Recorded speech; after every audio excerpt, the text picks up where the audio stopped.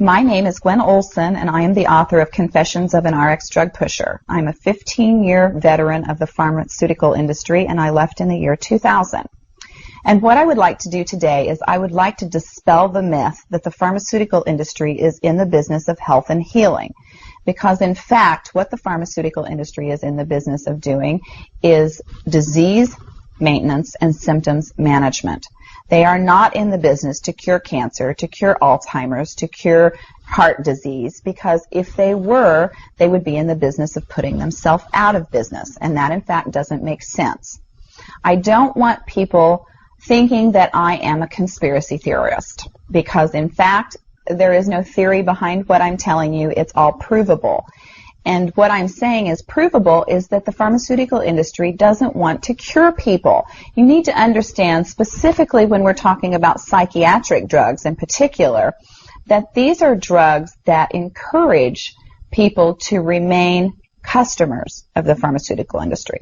In fact, you will be told if you're given a drug such as an anxiolytic or an antidepressant or an antipsychotic drug that you may be on the drug for the rest of your life. And very frequently people find that they are on the drugs for a very long period of time, if not permanently, because they're almost impossible to get off of. Some of them can have very serious withdrawal symptoms, and most of them can have extremely serious withdrawal symptoms if they're stopped cold turkey, but some people even experience withdrawal symptoms when they try to titrate or they try to eliminate the drug little by little, day after day. So it's really important to understand the motivation behind all of the current maintenance drugs that are on the market, even, for example, drugs such as cholesterol-lowering drugs. And what we are in fact finding now is that cholesterol drugs are lowering cholesterol excessively and causing other disease states as a consequence. So you need to be careful about trying to take drugs in order to remain healthy, because you're never going to have anyone come to you and tell you that the drugs are always tried against a placebo in clinical trials. What a placebo is a sugar pill. And in fact, many drugs are not found to be much more efficacious than the sugar pill. And in a case in point actually is the recent clinical trials that were released in the meta-analysis that came out of the UK on antidepressants, on the newer SSRI, selective serotonin reuptake inhibitor antidepressants. And what was found was the information that activists and other researchers have known for decades, was that antidepressants are no more effective than placebo, no more effective than sugar pills. But yet there are over 44 million people that have been taking these antidepressants, and a large number of them people that have mild to moderate depressive episodes. In fact, they prove that the antidepressants were not effective in anyone with the exception of some of the most severely depressed patients. And I can tell you from personal experience that there are a number of things that depressed patients can do to improve their mental status aside from drugs that are quite effective and in fact more effective than placebo. Another recent study that was released showed that exercise was in fact more effective than either placebo or the antidepressant drug that they were compared to. But just like Bill Maher said in his show, you know, we're never going to hear any ads on television that are sponsored by anybody saying, you know, the New England Journal just announced that exercise is twice as effective as antidepressants in curing depression. Ask your doctor if getting your butt off the couch is right for you.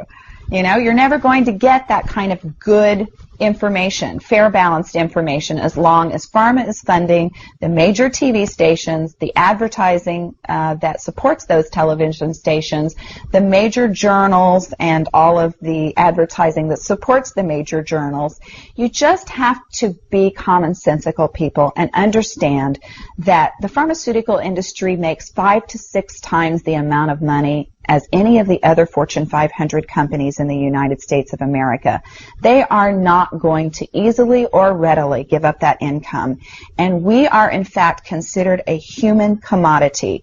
Our loved ones, our children, our elderly are considered cash cows that are preyed upon by pharmaceutical reps such as myself, who are encouraged to go in and build market shares without thinking about the consequences to patients, without knowing the misinformation that they are distributing, without being aware that the clinical data has been contrived, or that the patient populations have been cherry-picked, or that the side effects have been minimized and reported in such a manner that it doesn't present the information correctly.